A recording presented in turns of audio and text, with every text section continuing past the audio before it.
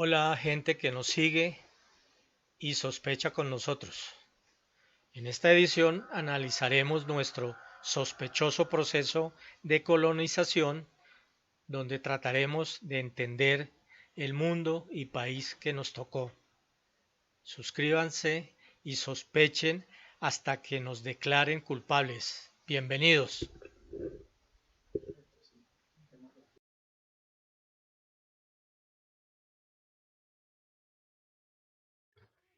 Sírvanos este epígrafe para hacer un homenaje a la memoria de Antonio Caballero, de quien hemos extraído en su libro Historia de Colombia y sus oligarquías este texto. La colonización en el nuevo reino de Granada empezó con mal pie. De la ferocidad desaforada de la conquista se pasó sin transición, pues eran los mismos protagonistas, a la crueldad más fría pero igualmente letal de la colonización sin escrúpulos. Corrupción en Santa Fe, piratería en Cartagena. Se obedece pero no se cumple. Sentencia indiana. Antonio Caballero, paz en tu tumba.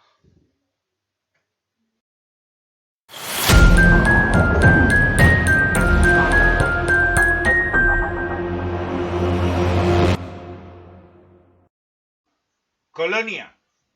Sustantivo femenino singular. Palabra que proviene del latín colonia, que significa territorio establecido por gente que no es de ahí. La palabra latina deriva del verbo colere, cultivar, habitar, asociado con una raíz indoeuropea, cuel, revolver, mudar.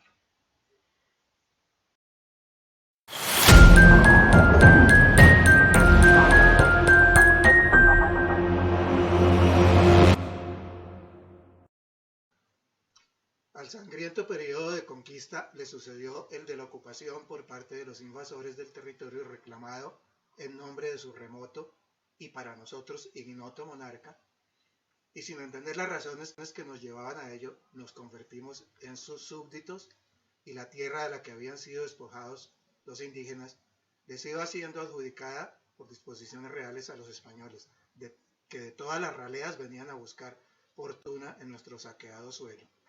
El oro, en su gran mayoría, ya había sido extraído de las tumbas indígenas, quedando el de las vetas que estos nominaban, pues con el de los aluviones les bastaba para sus necesidades, como lo eran su sensible orfebrería y el tributo a sus dioses.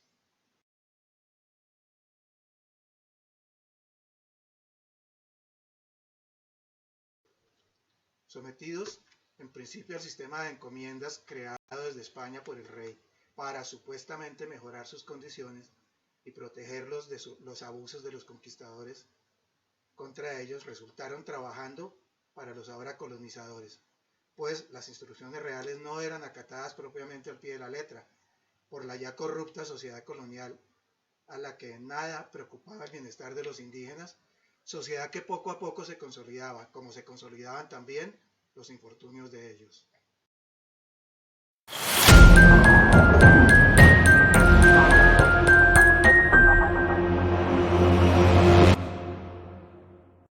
El hábito de burlar y desconocer como fueran las leyes de la para ellos máxima autoridad como lo era el monarca, hecho al que facilitaba la gran distancia que nos separa de España, pues mientras las quejas y los reclamos iban y las respuestas llegaban, transcurrían varios meses, tiempo aprovechado para emplear toda clase de marrullas y trampas para dilatar aún más o eludir el cumplimiento de la voluntad real. Ese malsano hábito también hizo carrera y fue incrustándose dentro de nuestra incipiente idiosincrasia junto con la corrupción y otras tantas virtudes, convirtiéndonos en expertos, burlando y haciéndole trampas a la ley.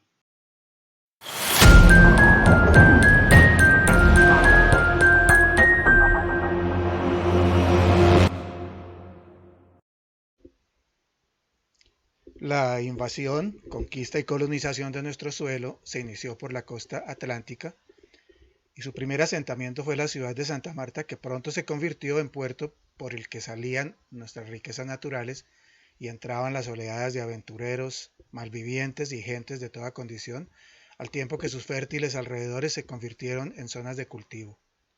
También se inició por parte de su fundador, Rodrigo de Bastidas, el exterminio de las tribus que habitaban allí, tarea que a los pocos años, en el otro extremo de nuestra geografía, Sebastián de Belalcázar se encargó de continuar con especial dedicación y esmero, luego de colaborar con Pizarro en el genocidio cometido por este en el Perú. Infaltable dentro del proceso la presencia de la Iglesia Católica y sus órdenes religiosas que se fueron instalando dentro de los monasterios para ello construidos.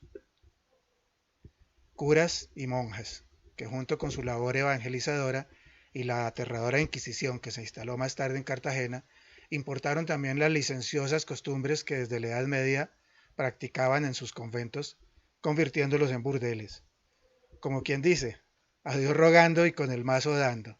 No solo se nos obligó a profesar una para nosotros extraña y desconocida religión, sino que el hecho de no hacerlo significaba ser perseguido, torturado y asesinado. Doble moral, otro de los atributos que se fueron integrando en la conformación de nuestra identidad.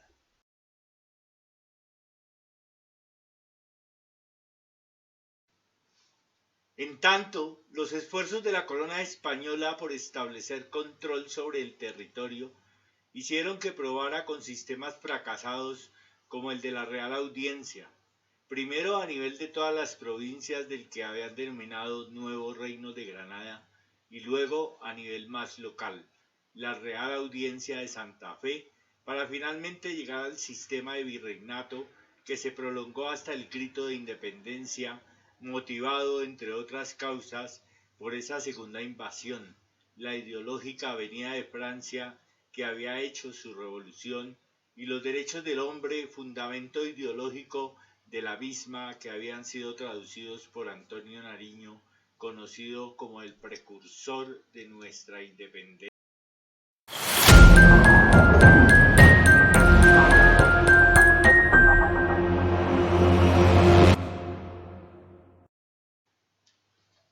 El arribo de la raza negra con sus tradiciones, dioses y cultura fue acrecentando el proceso de mestizaje, algo inherente a la especie humana que desde tiempos inmemoriales ha caminado por el planeta mezclándose y cruzándose racialmente, mestizaje que nos empeñamos en ignorar o desconocer, mientras países vecinos y hermanos lo aceptaron y se enorgullecen de él, lo que les ha permitido hallar más fácilmente su identidad.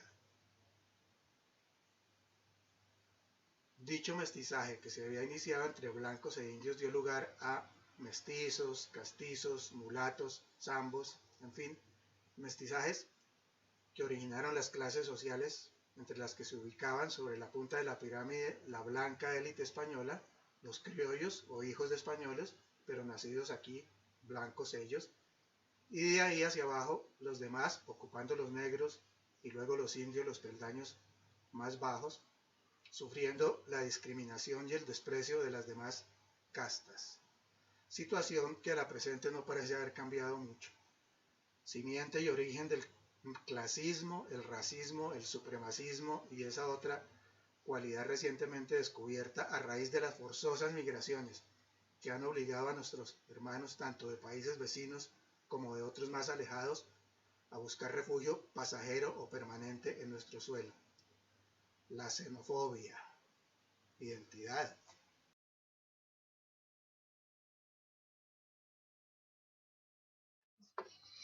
Dicho mestizaje, que se había iniciado entre blancos e indios, dio lugar a mestizos, castizos, mulatos, zambos, en fin, mestizajes que originaron las clases sociales entre las que se ubicaban sobre la punta de la pirámide la blanca élite española. Los criollos o hijos de españoles pero nacidos aquí, blancos ellos, y de ahí hacia abajo los demás, ocupando los negros y luego los indios los peldaños más bajos, sufriendo la discriminación y el desprecio de las demás castas, situación que a la presente no parece haber cambiado mucho. Simiente y origen del clasismo, el racismo, el supremacismo y esa otra cualidad recientemente descubierta a raíz de las forzosas migraciones que han obligado a nuestros hermanos, tanto de países vecinos como de otros más alejados, a buscar refugio pasajero o permanente en nuestro suelo, la xenofobia. Identidad. No todo fue mal.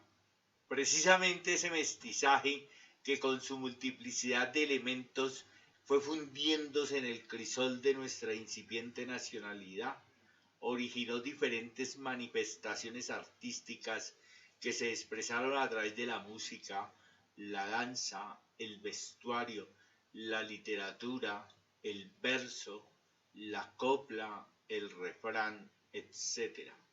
Esa fusión dio también lugar a otro mestizaje tan enriquecedor para el cuerpo como los otros para el espíritu, el mestizaje culinario, cuando la rica y variada cocina española contrajo deleitosas nupcias con la ancestral cocina indígena, dando como resultado la riqueza gastronómica de la que hoy disfrutamos y que se engalana de tan variopintas formas y presentaciones, según la región en la que se elabora.